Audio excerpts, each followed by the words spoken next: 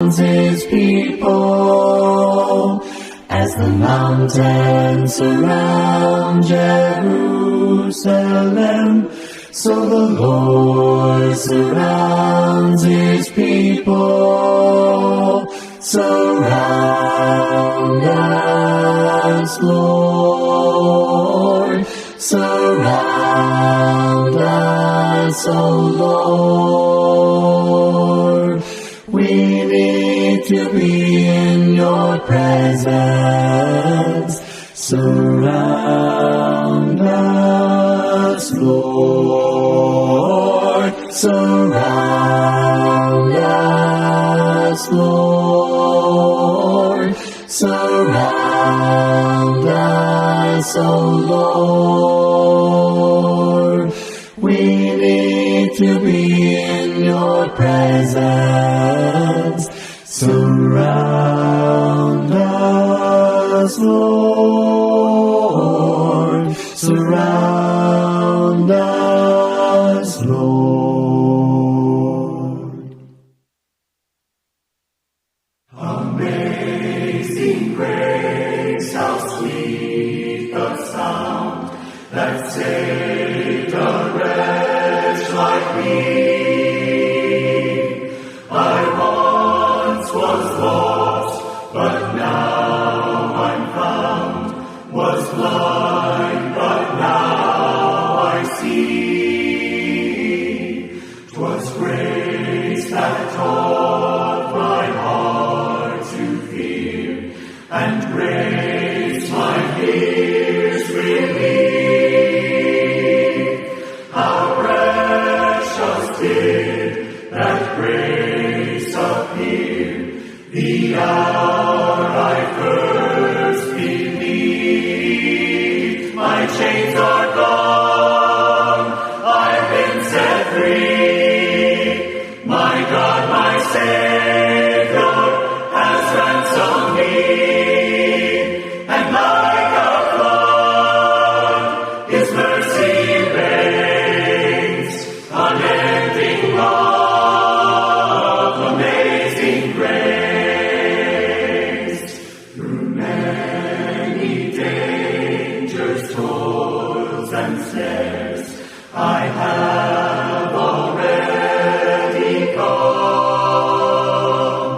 'Tis grace hath brought me safe thus far, and grace will lead me home. When we've been there 10,000 years, bright shining as the sun, we've no less taste to sing God's praise than when we first begun. My chains are gone, I've been set free. My God, my Savior, has ransomed me. And like a flood, his mercy reigns, unending love, amazing grace. My chains are gone, I've been set free. My God, my Savior, has ransomed me. And like a flood, his mercy reigns, unending love, amazing grace.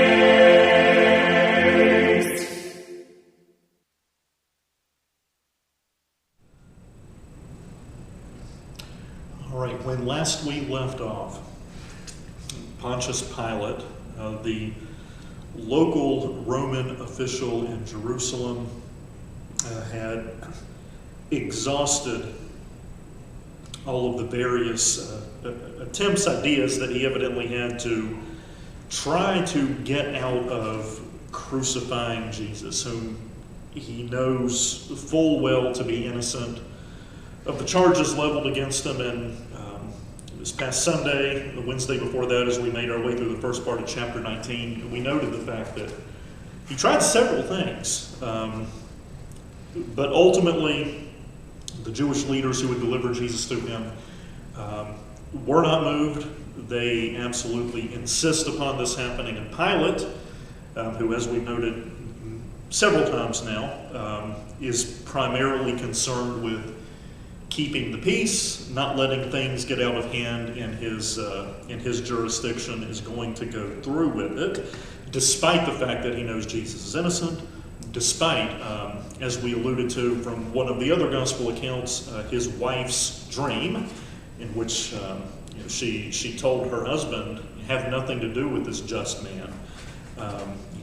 You step away from this. Someone else may yet crucify him, but you don't be the one to do it." Despite all those things, he goes through and does it anyway. And as we were discussing this past Sunday, verse 11, Jesus explicitly says, "He that delivered me unto thee," speaking to Pilate, "hath the greater sin." So certainly the Jewish leaders, Annas, Caiaphas, and their ilk, are primarily to blame for what's happening here, but Pilate is also guilty in this matter. So don't feel too bad for him. Granted, he is in kind of a tough predicament here, but even so, he doesn't have to do the wrong thing, and he does. And don't give him the out of saying, "Well, he's just playing the part he was born to play." We talked about that at late Sunday as well. So Pilate delivered Jesus to be crucified, verse 16. They took Jesus and led him away. And he, bearing his cross, went forth into a place called the place of the skull, a Greek cranion. You think of your cranium, skull, which is called in the Hebrew Golgotha.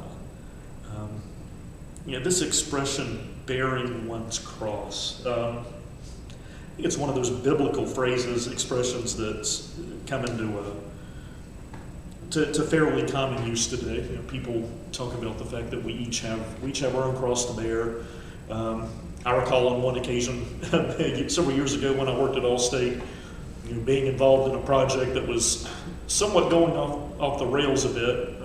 Another individual was in charge of it. There was only 3 of us working on it, and I was talking to one of the other leaders, and she said, "Look, this is not your cross to bear. It's her project." And so we use that expression, right? And it's come to mean, I think, just generally speaking, a burden to be carried, something that's heavy, something that's difficult. And I suppose that's true, but perhaps it's more accurate to think of it in the more literal sense of what this means to bear one's cross. Jesus, speaking to those who would be his disciples, tells them of the fact that they need to count the cost. Right? He speaks about, if a man doesn't go to build a tower without first counting the cost and making sure that he's able to pay for it. If you're going to be his follower, you need to do the same, because there's a great deal that's expected of following after Christ, including, as we've been discussing here in the book of John, right? In John 15. And he's speaking to his disciples there on that final night. The world hates the master. They're going to hate the servant too. They hated me, they're going to hate you. Persecution's coming your way because you're following after me. We just spent some time here recently the last few months going through Revelation. So Jesus also tells his disciples to, the would-be disciple, pick up your cross and follow me. A difficult task, sure. Again, in the popular usage of the term. But think about it in our more modern terms. You might as well say, take up your electric chair and follow me. I mean, the cross is a particularly heinous instrument of execution, and he has to bear it up this hill. After, right? I mean, go back to the beginning of the chapter. Pilate scourged him. Right? We talked about the horrors that entailed. The crown of thorns put upon his head and then driven down. The purple robe that would have been, when it was removed, reopened all of those horrible wounds. After all of this, he's compelled to bear his cross. So, a difficulty, sure. but a bit more than that. It entails a willingness to accept the persecution that may come one's way. We quote Revelation 2:10 frequently, the letters to the Asian churches. Be thou faithful unto death, and you'll receive the crown of life. Right? Well, you can take that in two ways. Be faithful until you die, right? So be faithful for the entirety of your life. Sure, absolutely. I think more pointedly, however, especially given the context of Revelation, the idea is be faithful even if it means death.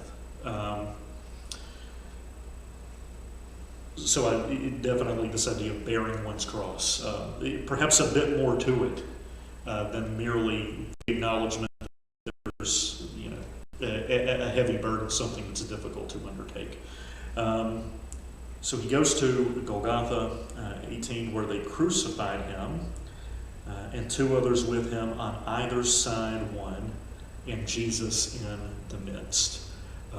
So two others. So three crosses, Jesus upon the one in the middle, two on either side, who were called in the other gospel accounts malefactors. If you think of a benefactor, right, someone who does good for others, malefactors, men who enjoy doing evil. Now remember, go back to chapter 18, verse 40. Who was this middle cross intended for? Barabbas, right? Barabbas, noted in 1840 as a robber.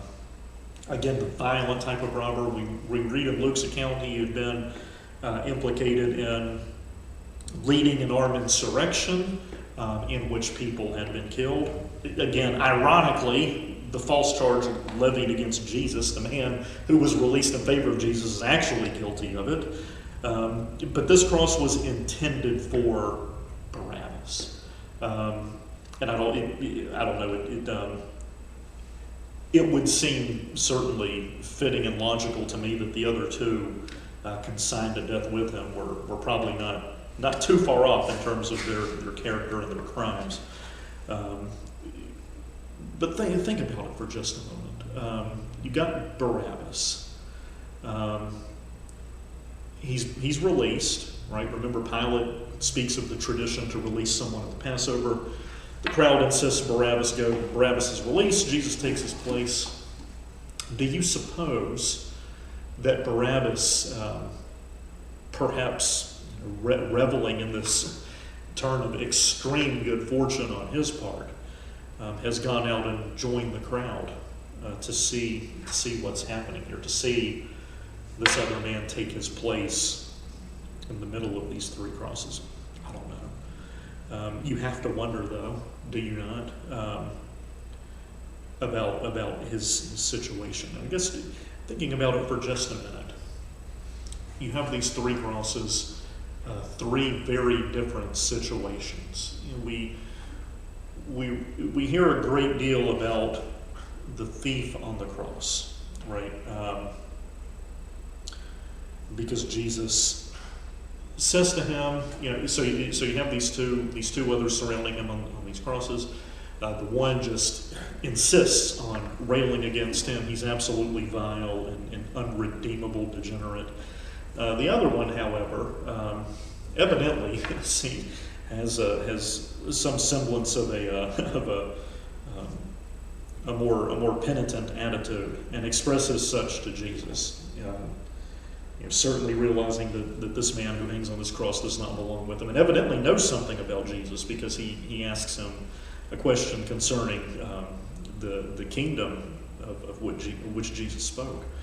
And Jesus tells him, this day thou shalt be with me in paradise. And so people will say today, I want to be saved just like the thief on the cross, right? I don't need to hear the gospel. I don't need to be baptized, certainly. All I need is that one-on-one encounter with Jesus. I turn to Christ. I express my belief in him, my desire to be saved, and just like the thief on the cross, he will, respond to me. You're saved. You're going to be in paradise. And there are a number of things you can say about this to answer that false notion. One is, consider who's speaking. If someone says, I want to be saved just like the thief on the cross, then you might well say to them, okay, when you find yourself literally face to face with Jesus and you can ask him, perhaps then maybe you'll have a shot to see if it works or not. As I recall, Saul of Tarsus encountered Jesus face to face after his resurrection on the road to Damascus and was told to go and see a preacher to hear what he needed to do. And what he was told then was, arise and be baptized and wash away thy sins. So that's one potential way you could answer. This is a very, very unique situation that no one since has ever found him or herself in. And again, when they do, feel free to try it. The second possibility is to note that Jesus has not died at this point. The book of Hebrews makes it abundantly clear that there's the Old Testament, there's the New Testament of Christ, and that the death of the testator is absolutely essential for the testament, the will, to take effect. So this thief on the cross is not yet living under the New Testament, right? He isn't like the individuals that we find in the book of Acts who were told what they need to do to be saved. Jesus is still living. The third possibility is we don't know what this man had done prior to this point. Again, it's evident because of what he says to Jesus that he has some knowledge about the kingdom of which Jesus spoke. So who knows? It could very well be that some point prior to this, during Jesus' lengthy ministry, he had already come to the right realization, become a disciple, perhaps been seduced into this misadventure by someone like Barabbas, and now he's come to his senses, kind of like the prodigal son. So who knows? I have no idea. I do know that he has some knowledge about the kingdom because he asked Jesus about it. So he's heard something about Jesus prior to this. But really, I think any one of those would be sufficient to answer it. If a person says, or asks, what must I do to be saved today? Again, the book of Acts provides the answer several times over, consistently so. So you've got the thief, the repentant thief. He's the one who comes to his senses and avails himself of the saving power of Christ. You've got the other thief who is hard-hearted, unrepentant, who presumably has the same opportunity as the other one. I mean, who knows, right? Who knows what Jesus would have said to him? I would assume that if he expressed the same thing the other thief had, he would have gotten the same answer. I don't know, but it doesn't matter because he doesn't. He's absolutely unrepentant and goes to his death as such. Here is this saving power of God right beside him, and he rejects it. The third one, Barabbas. I mentioned this when we discussed Pilate's offer to release him. Barabbas really stands in for each and every one of us, does he not? I mean, he's the one who had the price to pay, but Jesus took his place and paid it for him. So in that sense, he stands in for all of humanity, really, for those who are willing to avail themselves of the gospel and to respond to it. But in another sense, when you think about how you can respond to the good news, right? So Christ has the power to save you. What are you going to do with it? You've got the one thief who says, absolutely, I'll take it. You've got the other thief who flat out rejects it. Then you've got Barabbas, who has been given more time. Who knows what he did with it? Who knows? Does he come to appreciate what had happened? And is he perhaps amongst that crowd in the book of Acts that ultimately sees the light as it were, and obeys the gospel? Or, is he like that second unrepentant thief, and he just sees that he has another chance. He's going to go back out and resume his insurrection and his violent ways. I don't know, but he had another opportunity. He had another chance, and oftentimes that's the case for people even today. You hear it, you hear the gospel, and perhaps don't make a decision. Right? You're not going to take the offer like the one thief. You're not going to just out and out reject it like the other, but maybe you're like Felix and say, well, I'll consider it again, maybe tomorrow. I'll come back next week, next Sunday, and hear a bit more, see if I can make up my mind. Barabbas, amongst the three thieves had more time to think about it. What he did with it, I don't know. But the question for you is, if you're watching this and you haven't obeyed the gospel, what are you going to do with it? All right. Crucified him, two on either side, Jesus in the midst. And here we go. Here comes Pilate. You get a bit of his character here. Like I said, just because he was willing to acknowledge Jesus' innocence, and just because he tried to get out of going through with this, don't let that trick you into thinking that he's a good guy. He isn't. Pilate wrote a title and put it on the cross. The writing was Jesus of Nazareth, the King of the Jews. This title then read many of the Jews, for the place where Jesus was crucified was nigh to the city, and it was written in Hebrew and Greek and Latin. I mentioned when we were discussing Pilate earlier his penchant for antagonizing the locals. For example, his insisting upon the Roman insignia, the Roman standards being posted within the temple complex. Right? He didn't have to do that, but he did because he knew it would infuriate the people, which is weird. And we've known people. I've known people like this. Perhaps you have too. People who will perhaps let their power go to their head just a little bit. Who are willing to poke and to prod and to be antagonistic. Yet at the same time, when this crowd shows up at his door, insisting that Jesus be crucified, he caves in. Part of the reason I call him a weasel, right? He's a politician and a weasel. Not just because of his cowardice and the way he deals with this whole situation, but just he has this kind of personality that's just, pushing buttons, antagonizing. But then when push comes to shove, he caves in and wants to save his hide. Again, I'm sure you've known someone in your life just like him. Hopefully not, but probably so. So he puts this sign up. This is pure antagonism. Just 100%.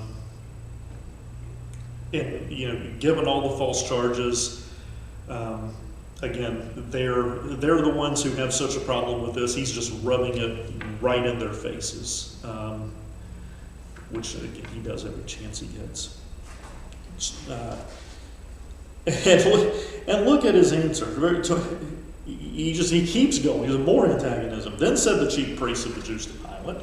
Again, no chief priests, plural. Not right. Right not the king of the Jews.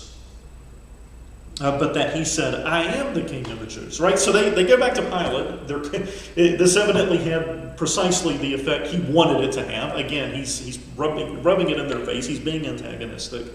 And they don't have a problem with the fact that he's mocking Jesus. They're fine with that. They just want the sign to be more accurate. They're like, well, look, Pilate, don't call him the king of the Jews. Rather the sign said, he says I'm the king of the Jews. It's like if you're going to make a mockery of him, at least do it correctly. And you know what? I always get the impression when they say this, it's like maybe they're giving Pilate too much credit, right? I mean, maybe they genuinely think, well, he's just made an error, and as soon as we call it to his attention, he'll fix the sign. No, Pilate understands exactly what he's doing. Verse 22, the way he responds to them, confirms it. Pilate answered, what I have written. Right? I mean, that's just chock full of sarcasm.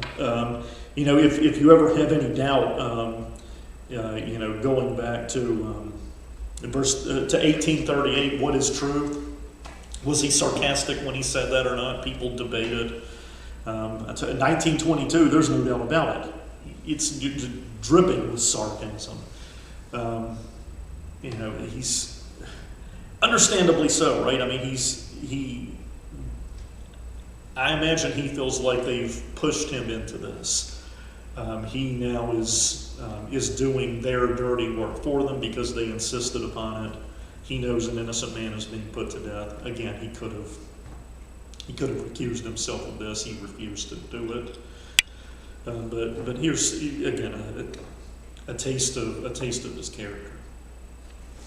Then the soldiers, when they had crucified Jesus, took his garments and made 4 parts, to every soldier a part, and also his coat. Now the coat was without seam, woven from the top throughout. So, typical clothing for someone living in this period of time. They would have had 5 pieces of clothing: a hat, sandals, a girdle, an outer robe, and then an inner robe or an underrobe. And it notes specifically here the fact that it's without seam. So typically, this underrobe would be a front piece and a back piece clipped together, right, at the shoulder and the sides. So 2 pieces of fabric, right, and then you kind of clip it together, so it's like you could put it on your back, put it on your front, clip them together, and then the 2 almost form like a shell together.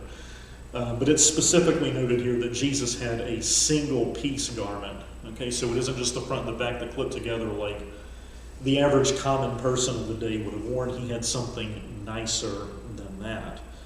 So this is something similar to what someone in like the high priest position would have worn. The question, I guess, is where did it come from? Right? I mean, Jesus is certainly not a wealthy individual. We have some indications that some of his followers are. We're going to see that in just a bit with John himself. Not wealthy in thinking like Bill Gates or Warren Buffett or something, but relatively well-to-do for the day. Who knows? Who knows how Jesus came to have this? We're told, particularly in Luke, that he had a number of supporters, those who contributed to his work, who provided the financial support, just like Paul writes of. Jesus had the same. He particularly, it's interesting, had a number of female supporters. Luke makes that clear. So who knows? But he has it, and what he has is nicer than what the average person of his day would have had. Verse 24. They said therefore among themselves, let us not rend it, but cast lots for it. Of course, right? I mean, you've got this beautiful garment. It's well made, nicer than the average. So, what sense is there in tearing it up, right? You don't want to damage it, and diminish the value. So, let's cast lots on it. So at least one person gets it, that'll be good. The other 3 won't, but at least the one who does get it will get the garment. It's actually still worth something. Let us not rend it, but cast lots for it. Whose it shall be. The scripture might be fulfilled, which said, they parted my raiment among them, and for my vesture they did cast lots. These things therefore the soldiers did. This goes back to Psalm 22, an extremely messianic psalm. There are several. Psalm 22 in particular. It's Psalm 22:18 in most Bibles, Psalm 21:19 in the Septuagint, so it depends upon the version that you're using. Typically Psalm 22:18. Now there stood by the cross of Jesus his mother and his mother's sister, Mary the wife of Cleophas, and Mary Magdalene. Okay, so here Jesus is at Golgotha. He has been crucified betwixt these two thieves. We see Pilate's antagonism, the soldiers dispensing of his garments. And here we'll leave it off here and pick back up next time. But amongst those who were here, standing by the cross. Now remember, go back just a little bit to John 16. Remember what Jesus had told his disciples there before they accompany him to the garden and he's arrested. They were going to scatter. You know, they're going to be afraid to get caught up in what's happening here, and for the most part, they did. We've noted the one main exception. Yes, two, sort of, if you count Peter, who we saw there outside the judgment hall. But these women are perfectly willing to be right there, including his mother. I cannot imagine this absolutely horrible sin. And Mary herself is there to witness it. We will pick up again next time with verse 26, and I will see you then. Thank you very much for your attention today. Over all the earth you reign on high, every mountain stream, every sunset sky. But my one request, Lord, my only aim, is that you'd reign in me again. Lord, reign in me, reign in your power, over all my dreams, in my darkest hour. You are the Lord of all I am, so won't you reign in me again.